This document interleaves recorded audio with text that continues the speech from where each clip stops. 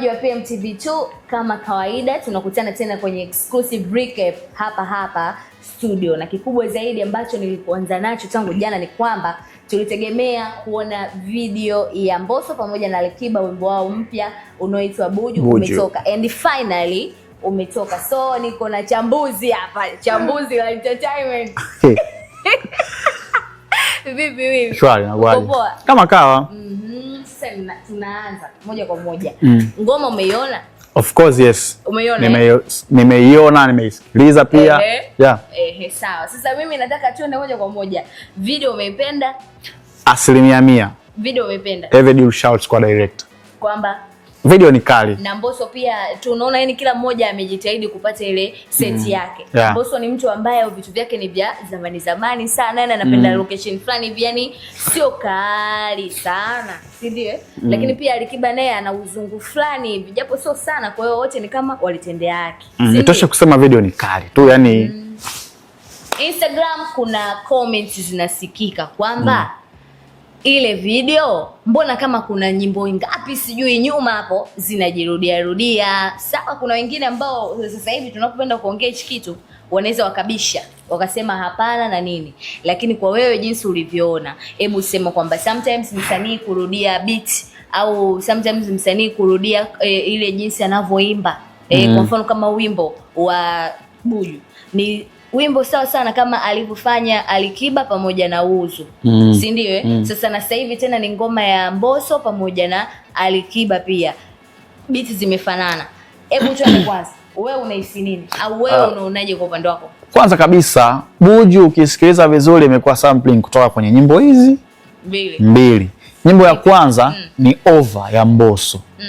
Nyimbo ya pili ni Gere ya Uzu featuring Alikiba. So ukiipa sikio Buju vizuri na ukaenda kuipa sikio Over na Gere, kuna kitu utakisikia ambacho kwenye Buju kipo na kipo kwenye zile nyimbo mbili. Na ninachokisikia ni kwamba wanasema producer anapokuwa anapelekewa beat au anapopelekewa nyimbo, yani beat tuseme, kulisample unaambiwa ni kitu cha dakika 0 sana. Yani kwamba sample labda akiambiwa labda dukua kwenye Over, dukua kwenye hiki, dukua kwenye hiki, ndio kinaundwa kitu. Lakini sasa Alikiba pamoja na Mbosso wote sasa hivi si wasanii wakubwa kabisa. Sure. Tunaweza kutegemea ni kije kitu kipya. Si ndio? Yani kitu kipya kabisa. Yani sawa wote ni wakali wa mashairi, lakini tuitegemea hata beat. Actually alofanya Gere ni S2Kids, lakini pia alofanya hivi Buju ni S2Kids yule. Kwa hiyo dakika za mwisho nakuja kugundua kwamba mmiliki wa beat obviously waga ni producer mwenyewe. Lakini sasa inabidi wasanii na producer pia inabidi wawape respect wasikilizaji wao, kwa sababu mnatusikilizisha kitu kile ambacho tushakisikiliza miaka 2-3 nyuma. Kama ni biashara sana inafanyika, mbali na kwamba kufanya kazi utoe burudani kwa mashabiki zako, lakini ni kama biashara, si ndio? Labda walisi wamepoa wakasema waje na kitu kizuri, lakini kwa ninavyomjua Alikiba, ngoma zake zinavyokuaga kali, kwa ninavyomjua Mbosso, hawakustahili hata kuwa na beat ambalo limefanana hivi. Yani ingekuja kitu kigeni kabisa, ni kipya. Kwa mara ya kwanza ilivyo Alikiba na Mbosso walikutana, Alikiba na Mbosso walikutana wakati Mbosso ameenda kufanya interview Crown, akiwa anafanya media tour ya album yake ya Room Number 3. Yale maongezi yalikuwa yanazungumzwa pale kati ya Alikiba na Mbosso, nilikuwa na imani kabisa watu siku wakija kufanya kitu kitakuwa ni bungi moja la dude. Lakini kwa hiki ambacho kimetokea jana, actually sio mimi tu peke yangu, kwa watu ambao wanafuatilia muziki, no creativity kwenye ile ngoma. Yani wapenda muziki. Sio unaweza ukaupenda muziki lakini kuna kupenda na kufuatilia. Umeelewa? So unavyokipenda kitu lazima ukifuatilie, lakini kama wewe unapenda kitu na ukifuatilie, ndio yale mambo ya wewe nini wewe, mbona ngoma yenyewe kuja kwenye mitandao ya kijamii, comment ni nyingi. Yani comment ni nyingi kwamba yani ngoma inasifiwa, yani ngoma kali, hakuna kama Kiba. Sasa pale kuna pale kila mtu anajaribu kumprotect shabiki, msanii wake. Yani kila shabiki anajaribu kumweka msanii wake kwenye engo ambayo mimi mwenyewe katika watu wawili namfurahia sana Mbosso, namfurahia Alikiba hivyo yani. Lakini tunarudi pale kwenye ile ngoma hakuna creativity. Ukweli uzungumzwe. Tuseme hivi kwamba ukweli pia unapokuwa unazungumzwa, wasanii basi pia nao wajipange, kwa sababu hichi najua akija sound tu kwenye masikio yetu au hata kwenye ile video, so sisi peke yetu, si ndio? Wapo sure. Watu ambao wameona, si ndio? Maana yake kwamba tunategemea kije kitu kipya zaidi, yani kije kitu kizuri zaidi. Kwa mfano sasa hivi nikishakwambia chambuzi unaruhusiwa kumshauri nini Alikiba kaka yako? Najua kwenye industry mara ya mwisho mimi kumzungumzia Alikiba nilitukanwa sana, nilitukanwa, matusi ni mengi ila kuna watu wakaniambia ndo maisha, ndo sawa. Lakini mimi sasa hapa siendi kama mtu ambaye labda natangaza na vitu kama hivyo. Hapa naenda kama shabiki ambaye na hasira na future ya Bongo Flava. Wasanii wanapoandaa project kwanza inabidi wafikirie pia na mashabiki ambao wanatakiwa kuipokea ile project. Unajua yani haiwezekani tu wewe umekaa unajua ile nyimbo ya Over tukija tukaichanganya na hii hapa ya Gere tutapata bujwe. Which is sisi tushasikilizaga Gere huko, tushasikiliza Over kitambo hicho. Kwa hiyo mnaturudisha kule. Tofauti ni nini mnachokiongea kwenye ile nyimbo ndo vitu tofauti.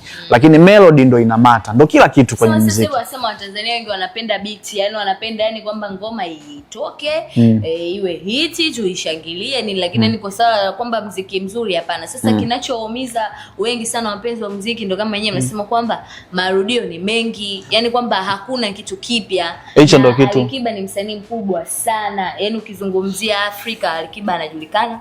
Ukizungumzia Mbosso ndo dunia nzima worldwide ameenda. Kipindi hata ukiangalia nanilia zake, maana yake kwamba watu wanamtegemea afanye kazi. Au unahisi labda ni choyo kati yao? Sio choyo. Kwamba kila mmoja anajibania upande wake kwamba hiki kitu ni kikubwa sana, siwezi nikakupa wewe, inabidi nikatoe kwenye nyimbo yangu peke yangu. Juzi tu tumetoka kumsema Diamond hapa. I mean of course sikumsema.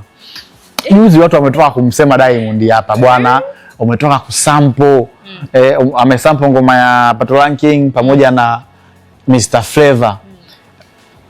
So hata kama zile nyimbo ambazo nyewe mmesample kwenye Power na nyimbo ya Gere though mmezifanya nyinyi, lakini still tunaita tu bwana mmekopi na ni sindio, yani ni ngoma ambayo imekopiwa kwenye yes. So yani mnatupa kitu kile haina tofauti na mtu kukopi, kwa sababu ladha mnayotupa ina soundi kama kitu ambacho tumesikia miaka 3 iliyopita. Na mostly nyimbo kama hizi zinakuwa hazita hit sana. Asa wewe si kwa nini zinakuwa gaibu? Yani unakuta tu inajulikana lakini haita hit sana. Yani mtu atakuwa akisikiliza hiyo atatamani kwenda kusikiliza na kule. Basi tuseme kama wasanii pia wanapeana mashavu.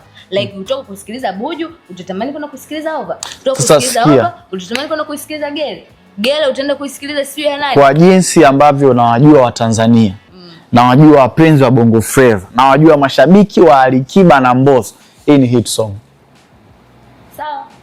Hit song, yani wewe nipe kesho na kesho kutwa utasikia ipo juu hapo YouTube. Yani ndo ngoma ambayo inaongozwa kwa kusikiliza. Ngoma inaweza kaishusha finali.